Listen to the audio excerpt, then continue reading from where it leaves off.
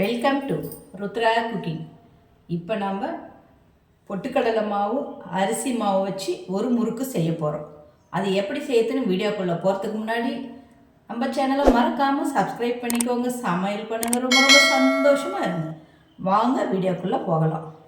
பொட்டுக்கடலையை வச்சு ஒரு முறுக்கு செய்யறதுக்கு நான் இந்த பவுலில் ஒரு பவுல் பொட்டுக்கடலை மாவு எடுத்திருக்கேன். அதே பவுலால் 4 கப்பு அரிசி மாவு எடுத்திருக்கேன்.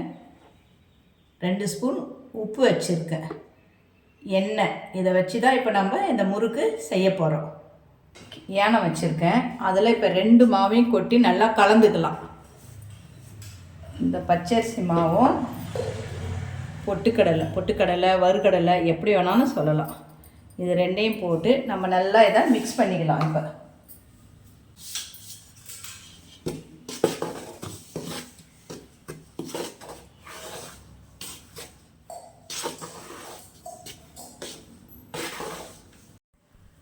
இந்த 2 மாவும் நம்ம நல்லா கலந்தாச்சு.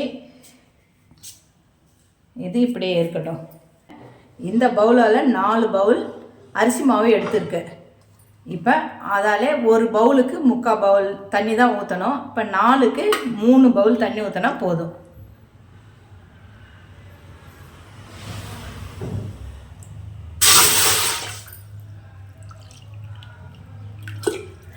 ரெண்டு 3 பவுல் தண்ணி ஊற்றிருக்கேன். அதாவது ஒரு பவுல் மாவுன்னா 3/4 தான் ஊற்றணும் தண்ணி. இப்போ நான் 4 எடுத்ததால் 4/3 3 கிண்ணம் தண்ணி ஊற்றிருக்கேன். இதுக்கு நம்ம உப்பு சேர்த்துக்கலாம்.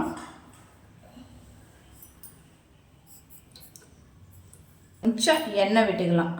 வெண்ணெய் இருந்தால் விடலாம், வெண்ணெய் இல்லைன்னா கொஞ்சம் எண்ணெய் விட்டுக்கணும். இப்போ இந்த தண்ணி நல்லா கொதிக்கக்கூடாது. சின்ன சின்ன சின்ன பபுள்ஸ் வரும் கீழே. அப்போ வரும்போதே நம்ம அதில் மாவு கொட்டிடணும். கொதிக்க விடக்கூடாது தண்ணியை.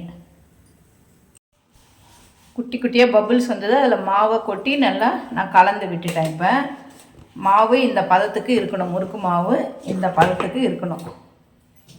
தண்ணி தேவைப்பட்டால் தெளிச்சிக்கலாம், இல்லைன்னா அப்படியே பிசைஞ்சு நம்ம முறுக்கு சுட ஆரம்பிச்சிடணும்.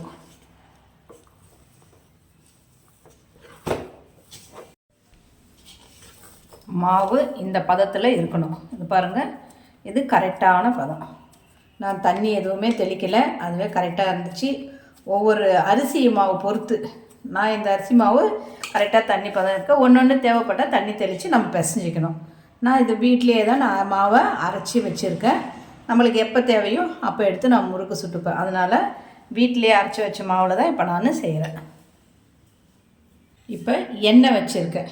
நான் ஒரு 1.5 லிட்டர் எண்ணெய் வானலில் ஊற்றி வச்சுருக்கேன். இது நல்லா கொஞ்சம் காயட்டும். எண்ணெய் நல்லா சூடாகணும்.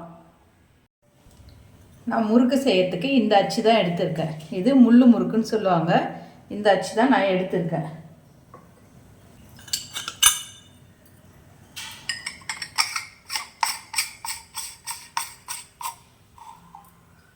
இப்போ நம்ம இதில் மாவு வச்சுக்கலாம். நான் இப்போ ஒரு தட்டு வச்சுருக்கேன். அது மேலே கவர் போட்டு வச்சுருக்கேன். இதில் நம்ம முறுக்கு பிழிஞ்சு எண்ணெயில் சேர்த்துக்கணும்.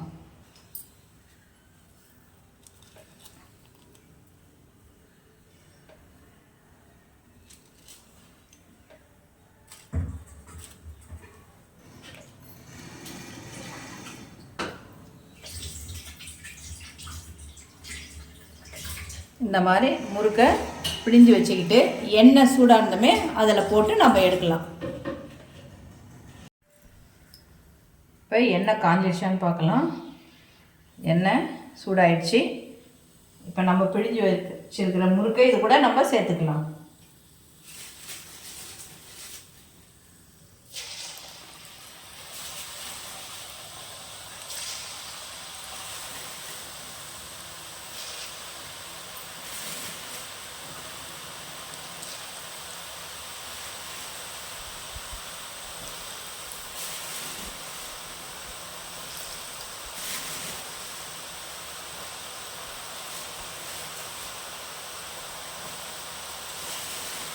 வானல் பெருசாக வச்சுருக்கிறதால எவ்வளோ அது எண்ணெயில் பிடிக்குதோ அந்த அளவுக்கு நம்ம பிழிஞ்சு சேர்த்துக்கலாம். இப்போ ஒரு பக்கம் நல்லா வேகட்டும். முறுக்கு ஒரு பக்கம் வெந்துடுச்சு, நம்ம அதை திருப்பி போட்டுக்கலாம்.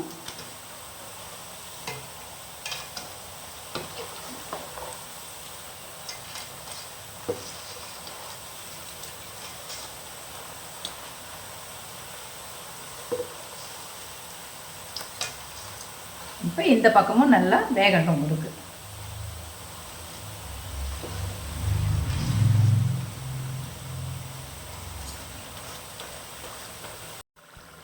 முறுக்கு ரெண்டு பக்கமும் நல்லா வெந்துடுச்சு. அந்த சவுண்டு பபுள்ஸ் சவுண்டு கூட அடங்கிடுச்சு. இந்த ஸ்டேஜில் நம்ம முறுக்கை எடுத்துடலாம்.